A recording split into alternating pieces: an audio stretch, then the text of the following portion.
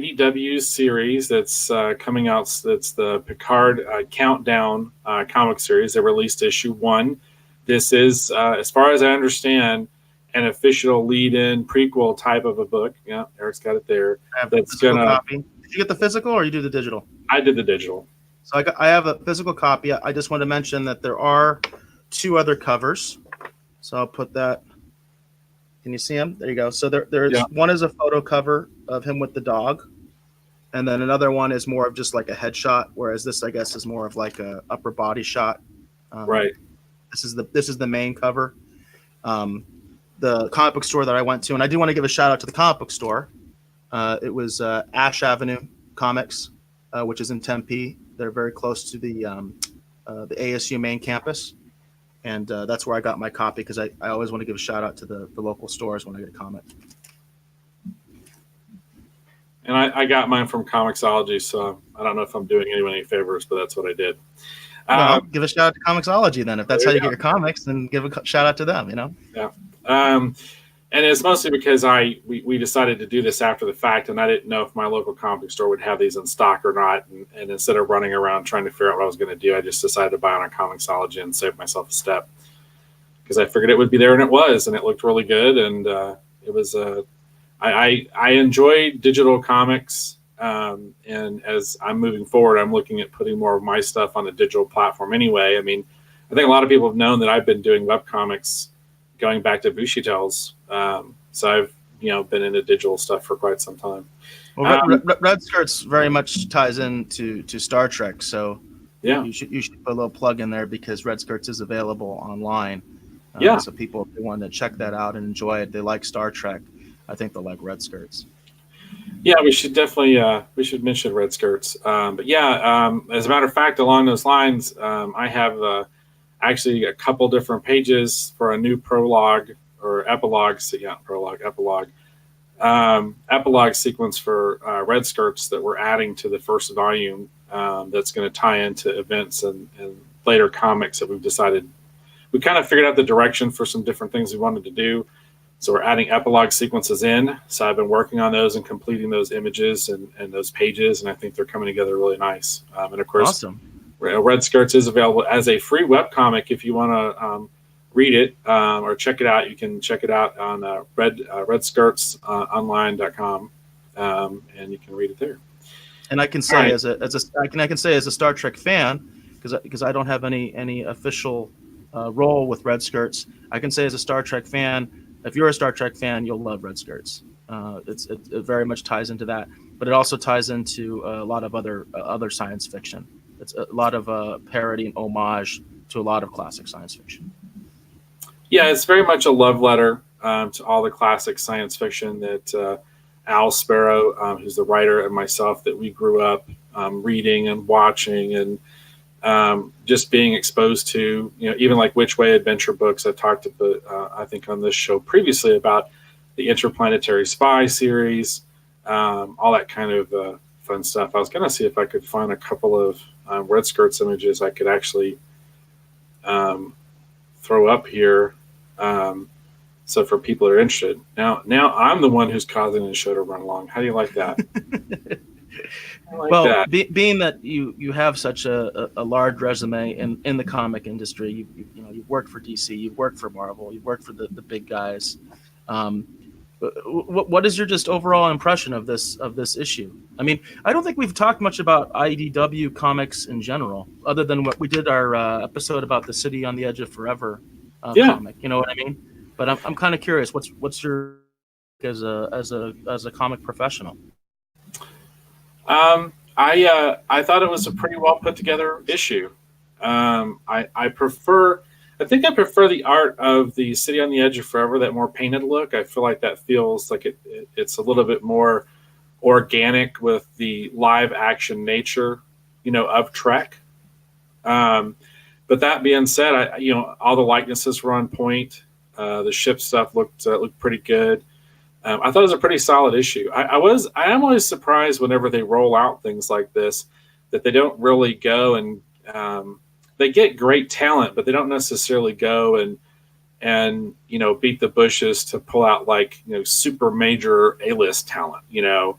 Not to denigrate the talent in this book, I thought I quite enjoyed this book. So it's not meant that way at all. It's just, they didn't go and get, Alex Ross or J. Scott Campbell or even the gentleman who painted Sit on the Edge of Forever to work on it, So that's the thing that always kind of surprised me. It does visually, though, it does very much visually fit with the other Countdown series that they did that led into the Kelvin timeline movies.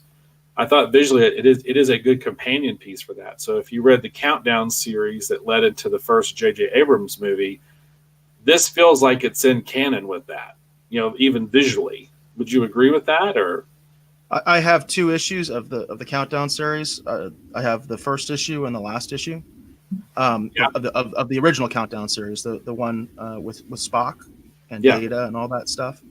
And I would say, I think both of them have what I would call sort of more of a modern standard comic book look.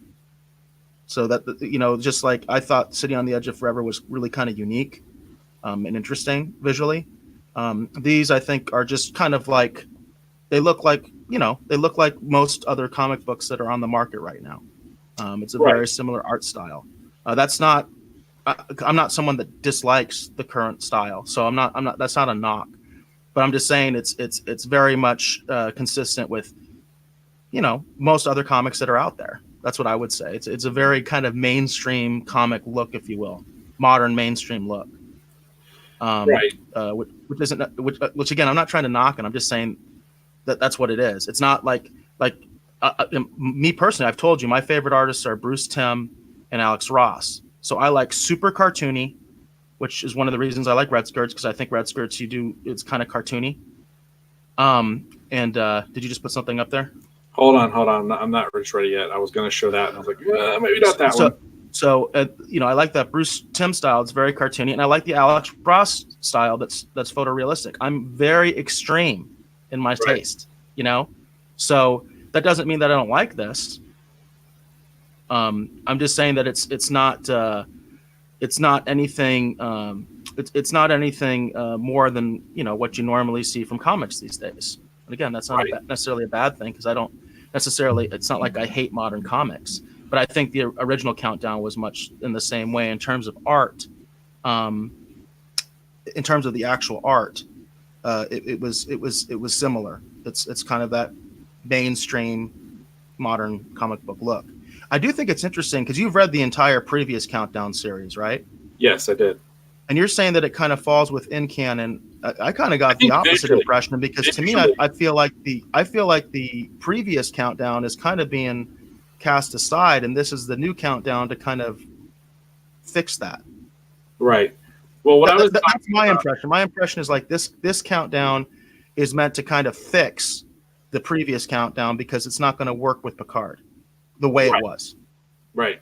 Well, what I meant was visually, like if you read that Countdown series and you read this one, visually the style and the approach of the comic book is such that they feel like they could go together. So if you read the original, like for example, like if they had got the gentleman who did that Sit on the Edge of Forever, that really beautiful painted look, it would have been a little jarring if you had read the other Countdown series, whereas this kind of falls in line. Yeah, that's true. I'm just talking in terms of how they package the content, not necessarily in terms of the veracity or the strength of the content in terms of, canonically, how it really fits. Right. I get what you're saying. Yeah. No, I agree with that. I do agree with that. And this, if you'll share the screen. So I guess for me, this is kind of what I'm talking about in terms of approach. Now this is literally a ship design that we are throwing away. Okay, for Red Skirts, we are not going to be using this ship design. You might see it in the background. This ship was going to play a major role in the second volume of Red Skirts. But I'm always surprised because it looks like that the ship, someone had some CG reference that they were using, especially for that interior shot when we see the bridge of the USS Verity. And I'm always kind of surprised that they don't just take it to the nth degree. So, well, actually, I wanted to talk about this. Is actually a really good segue because I wanted to talk to you about this. So apparently the Verity is a Odyssey class, right? It's an Odyssey class starship, which is something that was introduced, I believe, on Star Trek Online. Right. To me, it looks very much like, what is it, the Sovereign class that the Enterprise E is? Yeah, it's almost identical. I'm just like, I don't dig that at all, because if I hadn't looked it up online, I would not know what ship this was. I would have assumed it was the Enterprise. You know what I mean? Right. Because it looks so similar to the Enterprise E. I'm really kind of surprised, because a lot of fans seem to be like, "Oh, the Odyssey, that's great." I'm just kind of like, the Odyssey to me is kind of an uninspired design. It just looks like the Sovereign class. It looks like the Enterprise E. And I'm looking at your designs, you know what I mean? And you got a lot of detail, you know what I mean? I mean, this is some cool stuff. Well, and for me, that's kind of my thing. Like, that's what I'm always looking for. I'm looking for someone to, bring like an approach that's sort of more in line with, what I want to personally see. And we take a lot of time and care and effort that goes into Red Skirts. And I'm trying to find a good shot of the Audacity, but I've got all these web images, but I don't really have stuff really prepared, so I don't want to get too much further down this road. But anyhow, I think this ship here is just a good example. Or we could even look at, let's see here. We can even just look here at the shuttle. This is an unfinished render of the shuttle. But you can see, like, it's just, I'm always hoping that someone's going to take the same kind of effort and care and extra little whatever into something. I mean, it's a good looking series, but I don't feel like it's bringing a lot visually. So for myself, that's going to be probably my sort of my criticism. But it's a good looking series. You can tell who the characters are. I think the storytelling is pretty solid. You can tell that they're trying to bring in like some of Patrick Stewart's mannerisms that he uses with Picard, like the shot where he's kind of smiling sort of in the tense moment, I caught all that and I thought it was really nice, but to me, it's just visually, I wished, I don't know. That's the thing, is whenever I see series like this, I'm always surprised when I know the level of talent that's floating around out there looking for work. I'm like, why did you get to this person? It's not bad, but it's just not necessarily. If I was the editor, I don't know if this is the direction I would have picked. But like I said, maybe what they were thinking of is they were thinking of having it tie in visually more with the original Countdown series. Because if you look at that and you look at this, they can sit on the same shelf, and visually they seem like they're coming from the same studio. Which they are. Yeah. But the thing is also, I think you have to also take in mind that this is a licensed property, so that they do have to serve CBS All Access. With Red Skirts, you're independent. You can do what you want. It's creator owned. You're self-publishing. You and I dealt with a project with the Occupants tie-in, and we had things that we had to deal with because we had concerns, from the filmmakers, Right, and the writers and all that stuff, and so it does get, I think, a little bit complicated sometimes, because I'm not sure how much control IDW really had, because especially on this one, because this is supposed to be canon. It's supposed to be an official lead-in to the Picard series. right. I'm pretty sure they had some major, like, oh, you can't, well, you can't show this, you can't show that. You know what I mean? I can imagine that conversation happened a lot with the artists, where they was told, oh, well, it'd be so cool to do this. And I'll be like, nah, you can't do that. Oh, it'd be so cool to do this. Well, you can't do that. You know what I mean? Right. I could totally see that happening, because this is considered canon. It's not its own series. Most of the IDW stuff is actually like its own series, and I think they have a lot of creative control. There's actually a really cool series they did with the Mirror Universe with TNG that I thought was really cool, and they've gone in some really cool directions with that. Yeah. So I think with this one, they're probably pretty limited, and also it's interesting to note this is their first introduction to one of the main characters on the Picard series. I was kind of surprised to see that. And we get like her backstory, which I had some issues with that, by the way. I had some issues with her. I didn't like, and we're getting a little bit of the spoiler territory, but I didn't like the JL thing. I thought that was really stupid. I really didn't like that. I really was like, what?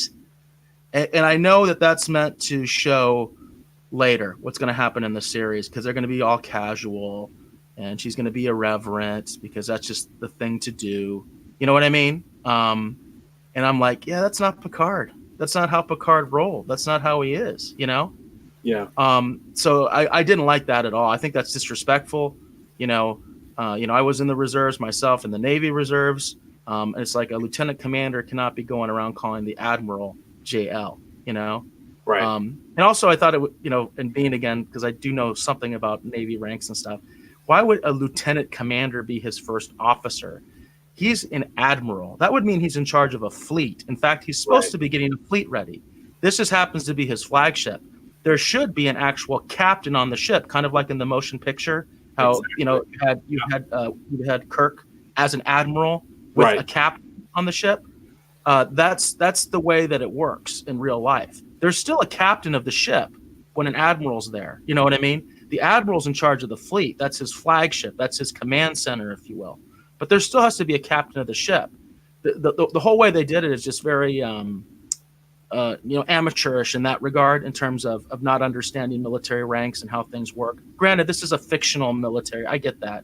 But Starfleet is based on naval traditions. That's where it all comes from.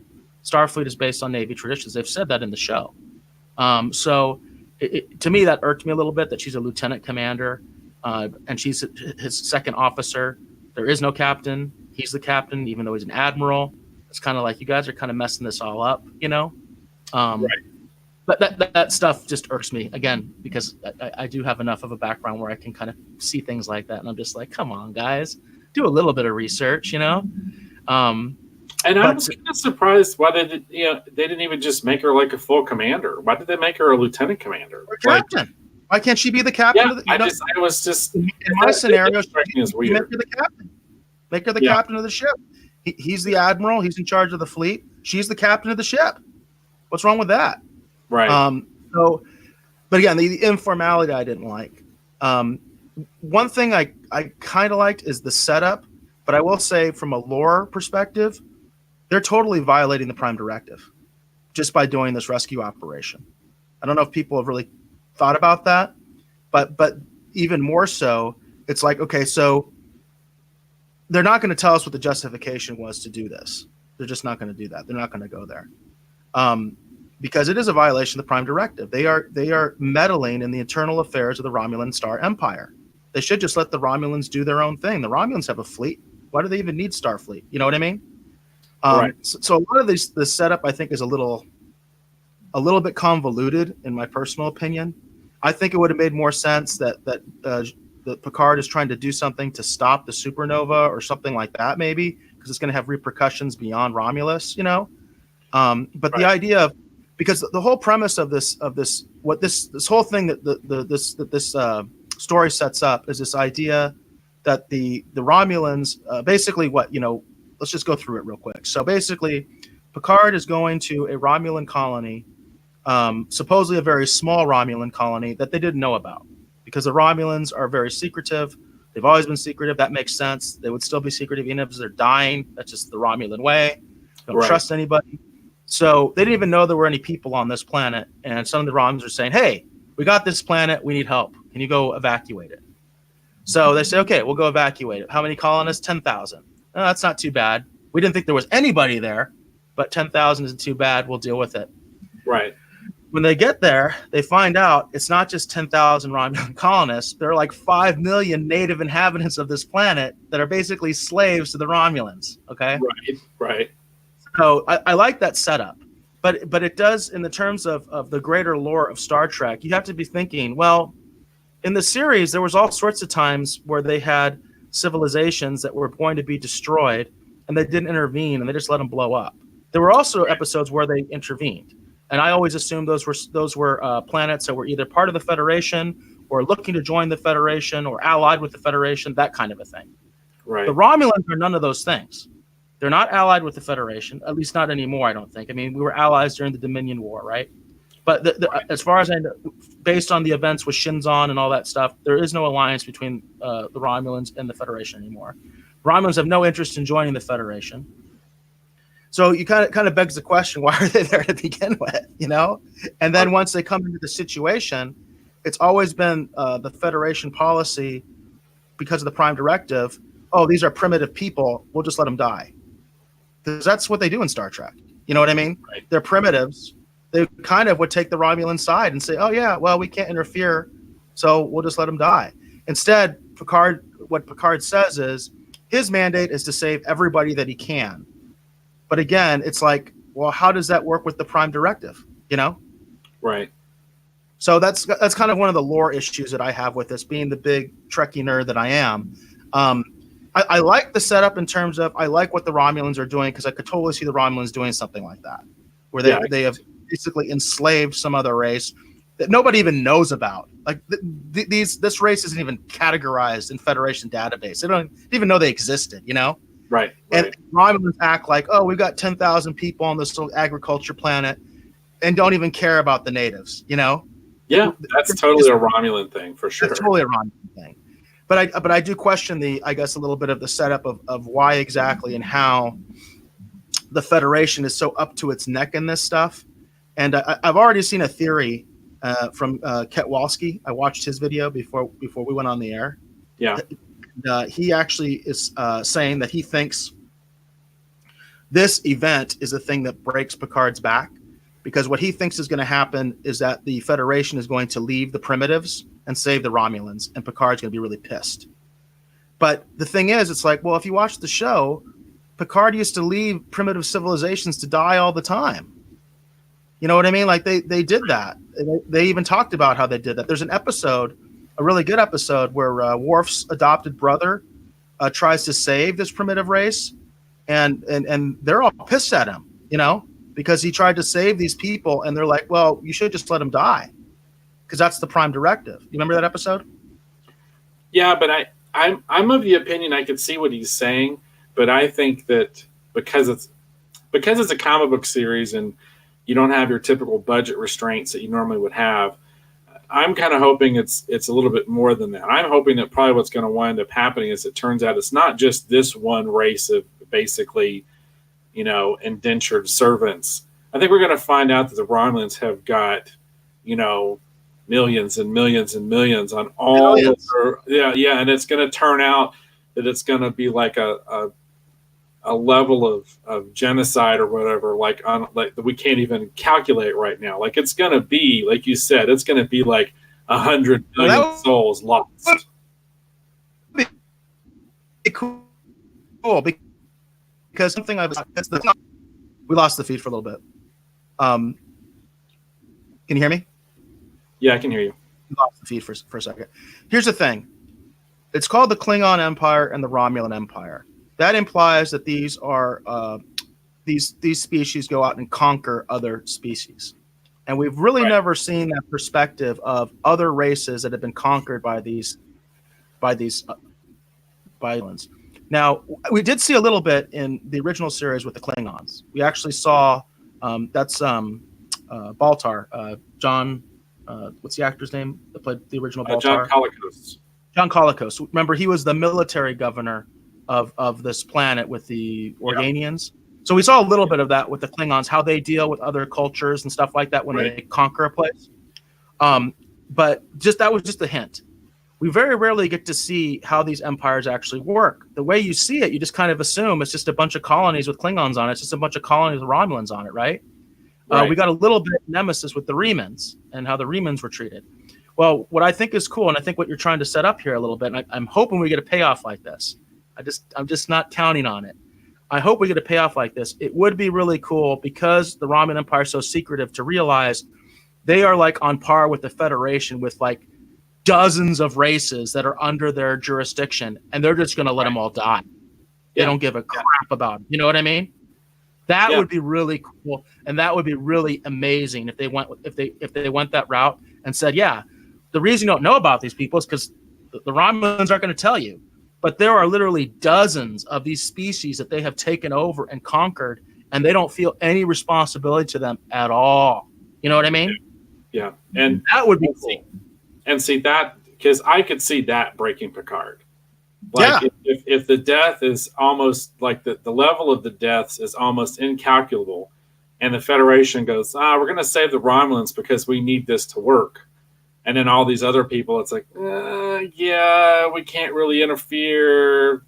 This reason, that reason, even though they're already interfering. It's like we can't really do that. Picard's like, are you kidding? Like, tell me you're kidding. And they go, no, we had a meeting and we voted, and yeah, they're toast, and that's where I could literally see Picard like taking his comm badge off and just literally just dropping it on the bridge of the ship and just leaving. I could see that being a major thing for Picard, and I could see that really weighing on him as he gets older and feeling like I have failed on a level that I couldn't even imagine. And that would taint his legacy too. That would explain why nobody talks about him, because in the trailer when he goes to that Starfleet headquarters, I don't know if that's actually supposed to be the main headquarters or not. I'm not quite sure. But when he shows up and he's like, hey, look, I found this girl. She needs help. And the lady who's in command is like, yeah, we're not going to do that either. And he's checking in with that guy and he has to spell his name. It would explain why the Federation literally has just like removed Picard from the history books. Why they which is not very Trek. That's not very Trek at all. That is it would explain a lot, but that's very not Trek. That's not Trek. That's not Starfleet. That's not the Federation. That goes against the Federation and Starfleet values. You know what I mean? But I could see that. I could see that, especially with the way the state of Trek it is now. I mean, I could see that. I do like the idea that the Romulans have literally are hiding billions of other sentient people that they've conquered and just don't give two craps about. Yeah. That makes a lot of sense. That totally makes sense, and of course the other side of that is it could just come down to a logistical issue, because as we find out in this series, Geordi is responsible for building this fleet of transports, right? Geordi's at the shipyards making this fleet of ships to actually do the mass evacuations, because we assume just Romulans alone, there's billions of them, right? Right. So they've got it. They're building these massive ships to get them out of there, which begs the question: what are the Romulan shipyards doing? You know what I mean? So, but anyway, so they're trying to organize this big fleet to evacuate the Romulans. If Starfleet had no idea that there's literally like double or triple the number of people involved, right? Because the Romulans never told them, they wouldn't even have the capability to save them. You see what I'm saying? Because if we're talking about, let's just throw a number out there. Let's just say there's 18 billion Romulans. So they're building a fleet for 18 billion Romulans, but we find out there's 30 billion other people, you know what I mean? That are not Romulans, that they don't give a crap about. It would be, like logistically impossible to rescue them. But it's still, I think Picard would still feel responsible even in that scenario. I think he would, because he's in command, and he would feel like he should have known. At the end of this comic, there was a nice thing that I liked, because I did feel Picard was way too trusting in this comic. And at the end, as he's sitting in jail, he's lamenting that. He's like, "Yeah, I should have known." I mean, he's dealt with the Romulans before. He knows the Romulans are duplicitous. That's their nature. Right. So to kind of let his guard down like that, and to kind of just acquiesce so much, it's like, yeah, it's kind of weird, But I do like that he's addressing it at the end of the book, where he's like, yeah, this isn't going to work, because I can't keep acting this way with these kind of people, Right. So we'll see how it unfolds. I'm curious to continue reading the series, and like I said, I enjoyed the comic. And like I said, I could see where if it turns out it's not just this race of people, but it turns out that they've got alien races all over the place that are in all different forms of slavery and indentured servitude. And to them, it's about the same thing as, leaving some shovels behind. Who cares? We don't need them. No, that makes sense from the Romulan perspective. That's totally Romulan. the question that I have is how are they going to let the Federation and Starfleet deal with this in a Trek way, or are they just going to discard Trek values like they have in so much other stuff, in my opinion, and just make it a big mess where the Starfleet is just like tough cookies. You know what I mean? It's well, what's interesting about this too is that I feel like that, to an extent, I feel like I can't remember which one, but I feel like the Orville kind of walked this ground in one of their season 2 episodes. I remember there being sort of a similar sort of a thing, a discussion about, well, what are we going to do in this context? Are you talking about the race that has they don't have females? Yeah, that whole thing. I mean, I literally feel like the Orville's already been here and done that even recently. So we'll see. But in the context of Trek, I mean, I think your scenario could be really good. I'm just not sure that's where they're going. I could kind of see it going with what Kowalski said, and that it's just this one planet, because there's only 3 issues for this series. I didn't realize how short this series is going to be. It's only going to be 3 issues. This is going to be a quick story, I thought it was going to be more than just 3 issues. 3. That's it. Usually it's enough for a trade, and a trade is usually about at least 6, or 5. So, or sometimes even 4. 3, yeah, they're not going to go. Well, they could be a huge punch of a payoff where it's revealed that, in the midst of all this, it's like we found out it wasn't just this one planet. There were dozens and dozens of worlds. And that would make total sense. And the death is the people left, the souls left behind to die is almost incalculable.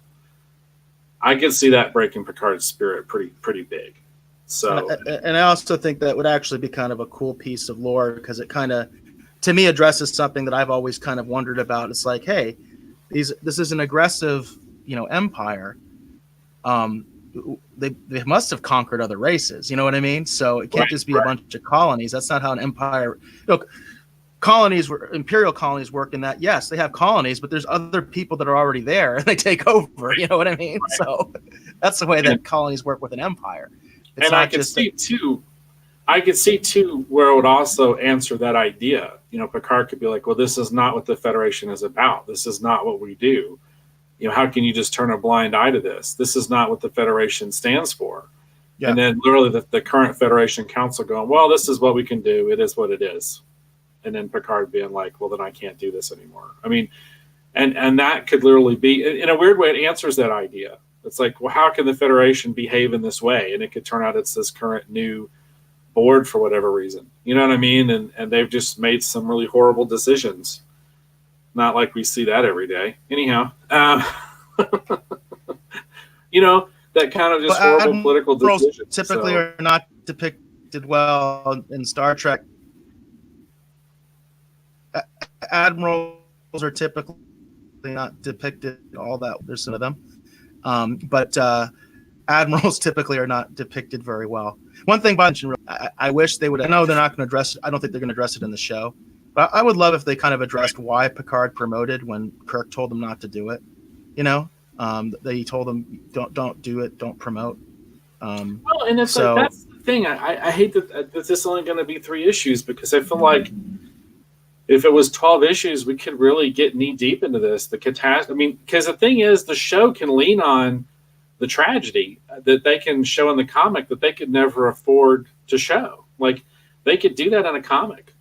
They could really give us this incredible world building for this horrible, horrible situation, and give us something that when we see the Picard when he's on the vineyard, in the beginning of the first episode, and he just seems kind of broken and lost, man, you totally get it. You'd understand, the mistake of where he let them promote him, and they, in a weird way, they put him in that situation, because otherwise he would just be, in charge of several ships, trying to help with the evacuation, and he wouldn't be in the position to make this horrible decision or have to inform this group of people. It's like, yeah, you and all the rest of you're dead. I can't interfere. I can't do anything. Well, they probably don't even know what's going on. Yeah. Well, we'll see. I mean, you never know. They could have been a former spacefaring species, and they've were exploring the universe until the Romulans came along and conquered them. I mean, they could have, writing and language, and you know what I mean? They could be, Yeah. A totally conquered race of people that used to be on the same level as any one of the, member planets of the Federation. And that makes the tragedy even that greater, but I don't think in 3 issues they have enough room to explore that idea. But if it was 6 or 12, they could really give this concept the kind of mileage they need to really set everything up. And then the show can either lean on it or choose not to lean on it. They just refer to it as the tragedy, and you're like, well, how bad could it be? And you read the comic series and you go, wow, it's pretty bad. So yeah, well, that's the number that I heard. I heard this. It's only 3 issues, so this is going to be a very, very quick story. Well, all right then. There you go. I'm even looking at this. What is this? This is a Star Trek Comics Info.com. It says it's only going to be 3 issues, so we'll see. That's my understanding.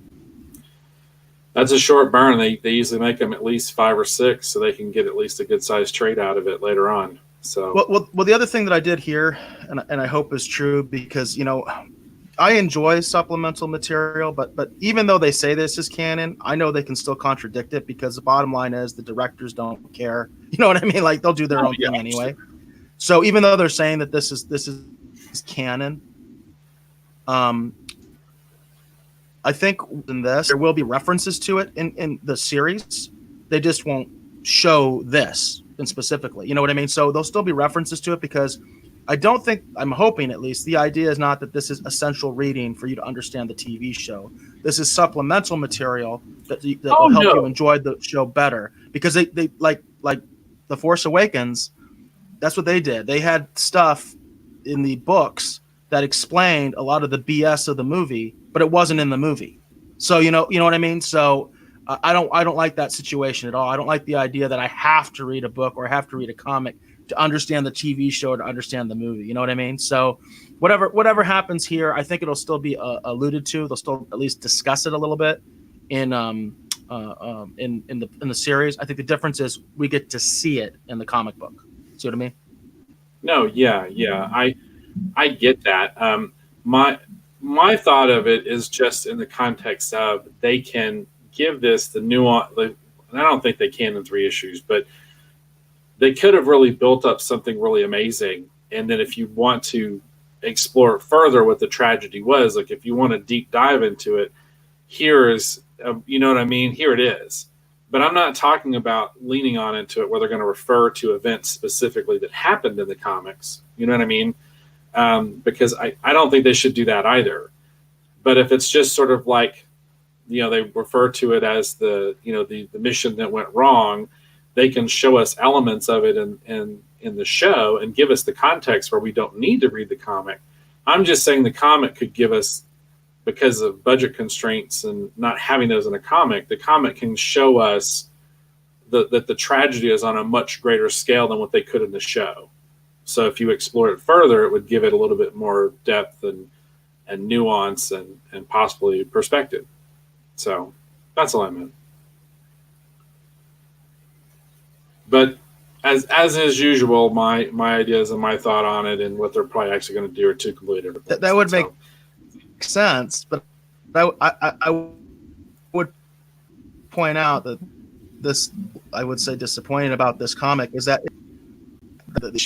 it could very easily just be a Star Trek episode with nothing really special. You know what I mean? Like it's not on a movie level. I mean, there's no real action in this episode or this issue. You know what I mean? Like I said, I'm not impressed with the design of the Verity. You know what I mean? With that Odyssey class at all. I think it looks too much like the Sovereign class. We didn't get any Romulan designs.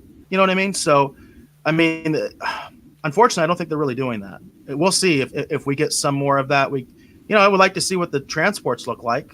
The transports have to be massive, right? Something like we've never seen in Star Trek before. Will we get to see that? I don't know. You know what I mean? Because looking at this issue, we didn't get a lot of that. The one thing we got that I appreciated was I kind of dig the uniforms. I think the uniforms are cool. I think they're actually better than the ones they're going to show in Picard, because the ones in Picard just look like the Deep Space Nine uniforms, and these uniforms, I think are, I kind of like them. I think they're kind of cool. So we did get that. And that's the thing I thought was even weirder, was that I do like those uniforms, but I don't think we're going to see those uniforms on the show at all. No, and I don't think so either. That's the irony, is I don't think we're going to see these, because we've seen the Starfleet uniforms in the trailer, and they look like Deep Space Nine uniforms. So, but it's so weird because they unveiled this uniform at a Trek convention, but I don't think Patrick Stewart's even going to wear it in the show. And then we see that the Starfleet people that he's interacting with in the trailer, they're not wearing these uniforms. It's like, did they really design a uniform to feature it in a comic book? That's kind of different. Yeah, it's kind of crazy. So we can see the, if I can get the angle right here, you can see the other character from the show. That's her in her uniform. So, yeah. Yeah, I mean, I think the uniforms are cool. We'll see. I would love to see like stuff that they can't do in the show done in the comics. That's the way to use the medium as a tie-in. That's how we did it with Occupants. We did things in the Occupants. They should be doing. We did things in the Occupants comic book that we couldn't do in the feature film because of budget issues, and kind of let our imaginations run wild. But I think the problem is, CBS is really tight, and I can totally see the artists. Who is the main says art by Angel Hernandez. Okay, I could see him saying, "Hey, wouldn't it be cool if we did this?" And they're saying, "Can't do that." What about this? Can't do that. What if we showed this? Can't do that. You know what I mean? Right. So it is what it is. I think it was, for what it is, I enjoyed it. I will recommend it to people, especially because, if you're it's 3 issues. If you're a hardcore Star Trek fan, Picard fan, it just makes sense, right? But there are things with it that I'm just kind of like, So we'll see. It could pick up in the next issue. It could be a huge payoff in the 3rd issue. Sometimes it's hard. I do like the setup. I do like the basic idea that the Romulans are hiding, these huge races of people. I think that's a great idea, because that makes a lot of sense. Well, and along those lines, would we get in trouble if we showed something from the Occupants comic? No, I don't think so. No, I was the editor and publisher for this. Okay. So, well, if you share the screen, I got it up here. Is an example of what we were just talking about how you can use a comic to expand a story. So in the Occupants film, which you can watch on, you said, was it Tubi? Yeah, it's available on Tubi, which is a free ad-based streaming service. And then you have a link to that on your Twitter, correct? Yes. Yeah. My Twitter, and I can actually, when I chop up this video and stuff, I can put links and all that kind of stuff in there. So yeah, cool. So this is an example in the our comic, a very exclusive, very limited print.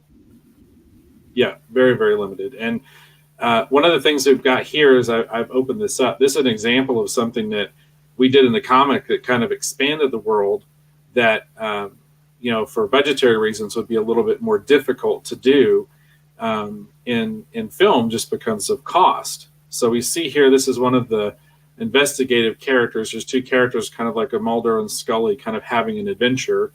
And they work with the Peterson Research Institute. And so we see her, she's in this parking lot and she's talking on a cell phone.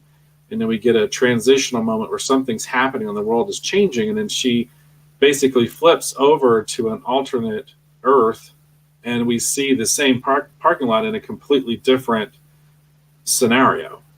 We've got jets flying overhead. Yeah, we've got all these destroyed cars. We've got injured people. And she's momentarily, or at least potentially, transported to a completely different world that looks like it's at war. So this is an example of what Eric was talking about. This is one of the great things you can do with the comic, and this is what I was talking about. I hope they'll do with Picard, but I don't know if they're going to do it. And you can show us something that you can lean on, and you don't have the same budgetary constraints in a comic, so you can give us an amazing visual and really immerse us in the tragedy or the moment, and then you can lean on it in the show and just reflect on it, but you don't necessarily have to show it. And if people are curious, if they go and read the comic, you know what I mean? It adds an extra layer, a little bit more flavor, you know what I mean, to the story. But this is exactly what Eric was talking about how you can use a comic to basically amplify and add stuff to your story. So, yeah, and I would like to see Countdown do that more, and hopefully we'll see that in the next issue. Hopefully. Yeah. You know, we just have to see. Right now, it seems like a very small story. You know what I mean? It's just this one little colony. Right. So we'll see. We'll see what they do in the next issue and see how it concludes. Obviously, this is going to have major repercussions, I think, to let us know why Picard left Starfleet. Right. Should be mentioned that there are two different time periods depicted in this issue. Clearly, there's a time period after Romulus has already been destroyed, and there's some Romulan refugees that we've heard about that work for Picard. They're at Chateau Picard after Romulus has been destroyed. And then most of this is occurring prior to Romulus being destroyed, with Picard still trying to rescue colonies and things like that, and get his fleet up to par so they can actually move billions of people. Right. Well, we'll see. Like I said, I enjoyed the issue. I thought it was interesting. I thought, like I said, I feel like artistically it's pretty comparable to the original Countdown series that they did that tied into the Kelvin timeline stuff, the J.J. Abrams, the first film. So I feel like it's pretty comparable to that. So if you enjoyed that Countdown series that led into the J.J. Abrams, the first of the new Star Trek movies of Chris Pine and Zachary Quinto, I think artistically you'll enjoy this one because it's very much in that vein. And I thought it was a pretty solid book, but I'm a little shocked it's only going to be 3 issues, though. They've got a lot of ground to cover in 3 issues.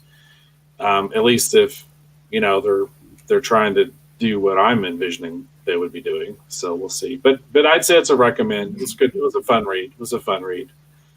Not a lot of action. Yeah. Not a lot of action. But it's all set up in this one. So hopefully we get a payoff, you know, in the next couple issues. Yeah. Cool. All right. So those are our 2 main topics we're going to cover in this episode. We're going to talk about the current episode of The Mandalorian. We also covered the Picard series, the tie-in comic, the Star Trek Countdown from IDW. I think it seems like we both pretty much recommended everything that we saw and read, right? Yeah. I'm definitely warming up to The Mandalorian more. I definitely do want to see how this story unfolds. Again, investing in 3 issues, I can do that. So, because I'm not someone who actually reads comics all the time regularly. It's kind of why I like these miniseries, because I can follow the entire series, you know, and then move on. So right. And then I think we had discussed it previously, so hopefully here in an episode coming up soon, I had pretty much talked you into checking out the Star Trek The Early Years, the Marvel series that focused on Pike. So I'm going to get you copies of those because I think those will be fun to talk about on the show too, and we can keep, you know, talking and reviewing comics. So I think it's fun. And that series is a lot of fun. It's a series I don't really hear a lot of people talk about, and it's very different. It's heavy action. So it's very different from this Countdown Picard book that we just read. So cool. All right, so I guess we're good then, right?